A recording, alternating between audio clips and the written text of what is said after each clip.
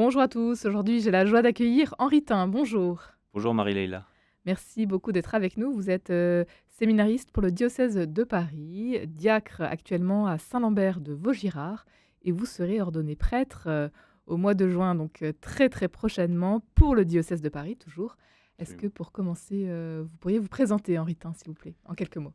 En quelques mots, alors je m'appelle Henri Tin, j'ai bientôt 28 ans. Cela va faire 8 ans que je suis rentré au séminaire, donc j'avais 20 ans. Et ça s'enracine dans l'idée de la vocation, l'idée d'être prêtre, qui est pour la première fois jailli dans mon esprit quand j'avais 14 ans, donc au milieu de l'adolescence. À cette époque, j'étais pas un habitant de Paris, j'habitais dans les Hauts-de-Seine. C'est pas très loin. C'est pas très loin, je me sentais quand même proche de Paris.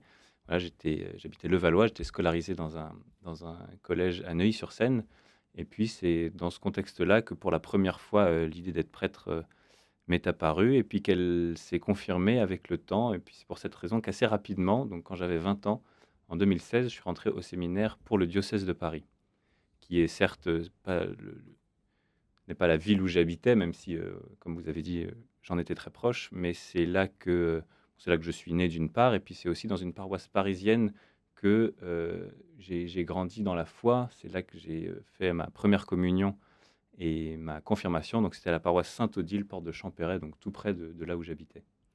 Henri Tin, vous grandissez donc dans une famille plutôt croyante, pratiquante? Absolument, que j'étais élevé dans la foi chrétienne, élevé par un père catholique et une mère protestante.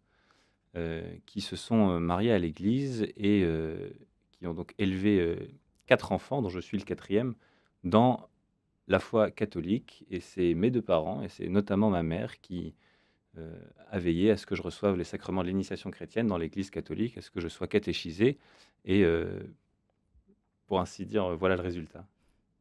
À 14 ans, vous avez déjà un premier appel, si l'on peut le dire. Qu'est-ce qui se passe à ce moment-là?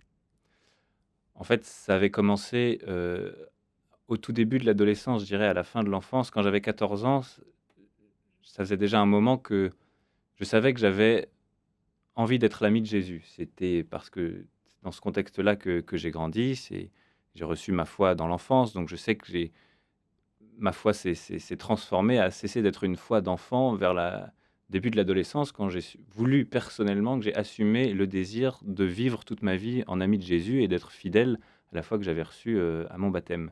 Ce qui s'est passé quand j'avais 14 ans, donc quelques années après, plutôt au milieu de l'adolescence, je me suis rendu compte à ce moment-là que avec tout ce que je vivais, notamment dans ma scolarité, mais aussi dans ma vie privée, dans ma vie, familiale, la chose qui me rendait le plus heureux, c'était de me préparer à la confirmation, puisque c'est à cet âge-là que j'ai reçu la confirmation et c'était dans cette paroisse où, quasiment tout m'a été transmis de la foi, donc à la paroisse Sainte-Odile, que je me préparais à la confirmation et qu'à la fin de mon année de 3 j'allais être confirmé.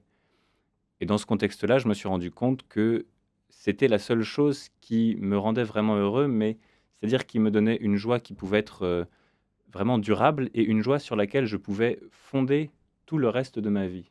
Vous savez qu'à l'adolescence, c'est ce genre de questions-là qu'on se pose parce qu'on se rend compte qu'on n'est plus un enfant et puis l'âge adulte qui est devant nous est un mystère. On est face à un mur, on ne sait pas très bien qu'est-ce qu'on doit être et puis comment surtout trouver le bonheur dans notre vie d'adulte.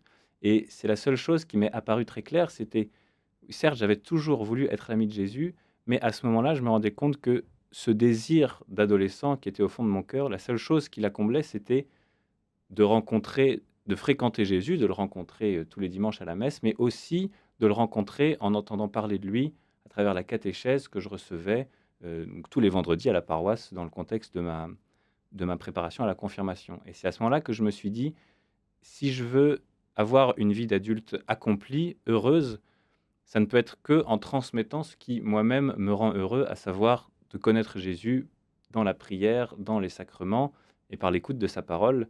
Donc il fallait que je donne aux autres ce qui moi-même me rendait heureux et c'était en étant prêtre, ça me paraissait évident, je n'avais pas d'autre réponse. Et à partir de ce moment-là, la certitude m'est venue, c'était la conclusion logique d'un raisonnement, si vous voulez et elle ne m'a jamais vraiment quitté. Elle a évolué avec l'âge, elle s'est confirmée, mais elle ne m'a jamais vraiment quitté. C'est toujours resté dans un coin de mon esprit. Il m'a fallu du temps ensuite Pour le réaliser. pour y donner suite, Mmh. en quelque sorte. À 20 ans, vous, entrez donc au séminaire. Absolument. Heu, Aller au séminaire, trouver son séminaire, comment ça s'est fait? Ça s'est fait facilement pour vous?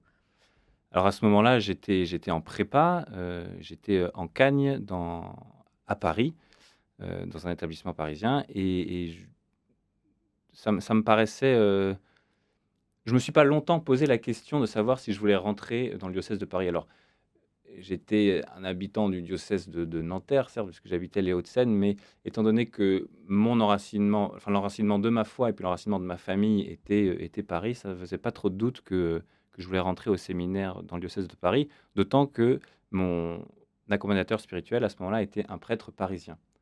Donc je me suis jamais vraiment posé la question de savoir si je voulais servir, le diocèse de Nanterre et c'est donc pour Paris que je suis rentré en propédeutique à la Maison Saint-Augustin en septembre 2016. 8 ans donc, de formation avec, 1 année de césure. Quel regard est-ce que vous portez aujourd'hui sur, ces années de formation, Henri Tin? Alors quel regard je porte? Bah, c'était en fait l'occasion de grandir et de mûrir dans la foi, heu, dans ce chemin particulier qui est le chemin vers le sacerdoce. C'est en fait, c'est d'abord une école de vie chrétienne puisque, cette formation, elle est, on le dit souvent, elle est fondée sur 4 piliers: la formation humaine, la formation spirituelle, la formation intellectuelle et la formation pastorale. Et en fait, dans ces 4 dimensions de notre formation, on apprend à rencontrer le Christ et à le laisser faire de nous, heu, certes le pasteur qu'on doit être, mais avant tout le fils qu'on doit être, le chrétien qu'on doit être. Et on découvre, les trésors de la prière à travers l'oraison, on découvre les trésors de la parole de Dieu en étudiant la Bible. En fait, on découvre un trésor qui est à la disposition de tous les chrétiens, parce qu'on aura la charge de le transmettre, mais en ayant conscience que, c'est la richesse du chrétien d'avoir à disposition ces biens qui nous viennent de Dieu. Et donc c'est avant tout une croissance et un chemin dans la foi chrétienne que de découvrir, son propre chemin à la suite du Christ dans la formation vers le sacerdoce. Et puis vous êtes diacre, aujourd'hui donc, dans une paroisse à Saint-Lambert de Vaugirard. Quelles sont vos missions aujourd'hui? Alors mes missions, disons quoi, que le diacre, signifie serviteur, donc je suis mis à la disposition d'une paroisse pour la servir, heu, sans être prêtre. C'est-à-dire que je ne suis pas l'homme des sacrements qu'est le prêtre. Je célèbre évidemment des baptêmes, et je sers la liturgie de l'Eucharistie. Je donne la communion à chaque Eucharistie. Mais les missions que j'accomplis dans cette paroisse sont, plutôt de l'ordre de l'activité pastorale, comme l'accompagnement du groupe des jeunes pros.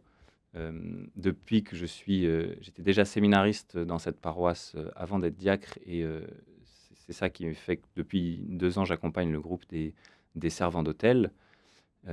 J'ai accompagné un catéchumène qui a reçu le baptême à Pâques, et puis comme diacre, je suis aussi engagé dans la pastorale des sacrements. Donc la préparation, heu, au mariage des couples. Je reçois des couples qui se préparent avec la paroisse au mariage. Hem, la préparation au baptême pour les couples qui viennent d'avoir un enfant. Et puis une mission, assez importante, alors il y a le catéchisme évidemment, hem et puis quelque chose que je mets avec la catéchèse, même si c'est aussi propre à mon état, c'est la prédication, puisque en tant que diacre, je prêche déjà, à l'occasion, à la messe, le curé me demande de prêcher, et donc j'exerce aussi, mon ministère diaconal de cette façon-là. D'abord parce que j'ai aussi, en tant que diacre, la responsabilité de transmettre la parole de Dieu et d'enseigner le peuple, et aussi parce que ça me prépare à, faire des homélies, tous les dimanches, ce qui devrait commencer bientôt. En tant que, alors pardon, j'ai oublié le excuse-moi. Ouais, je sais, c'est pas grave, elle coupera, elle coupera. Ouais, ouais, ouais, excusez-moi.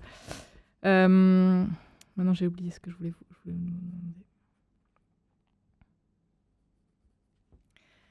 Henri Tin, ce sont, des, challenges, au quotidien.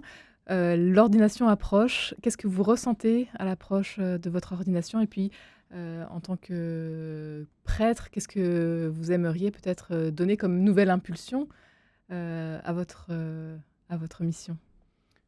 Alors à l'approche de l'ordination, je pense que beaucoup de gens comprendront de quoi je parle, mais on se rend compte qu'on se laisse remplir par le tracas de tout un tas de petits détails, tout un tas de choses inessentielles. Je pense que les personnes qui se sont mariées savent très bien de quoi je parle. Hem, alors j'ai la joie de pouvoir vivre une retraite. Je serai à l'abbaye de Solesmes, la semaine prochaine pour justement vivre dans la prière, dans le silence, essayer de m'ancrer, de m'enraciner un petit peu plus profondément dans cet appel et de ne pas avoir la préoccupation de tout un tas de choses qui sont liées à l'événement de l'ordination. Mais en tout cas, une chose que je peux dire, c'est que, hem, j'ai une certaine joie, une certaine paix et j'oserais dire une certaine légèreté. Il y a un peu ces sentiments-là qui m'accompagnent, puisque j'ai eu la joie de, comme je viens de l'expliquer, de vivre mon ministère diaconal au sein d'une paroisse et que c'est au cours de cette, mission diaconale que j'ai reçu l'appel à devenir prêtre et donc, tout ce que je vis dans ma mission avec les personnes que je rencontre à la paroisse n'est pas déconnecté de ce que j'ai vécu au moment de mon appel au sacerdoce et je suis heureux de voir que à travers notamment la paroisse, mais aussi le séminaire, mais aussi mes proches, ma famille, mes amis, heu, la vie de l'Église en général n'est pas indifférente à ce que je vis comme diacre appelé à être prochainement prêtre et une des plus grandes joies, c'est de se sentir soutenu, de se sentir, aidé et surtout de sentir que des gens prient pour nous.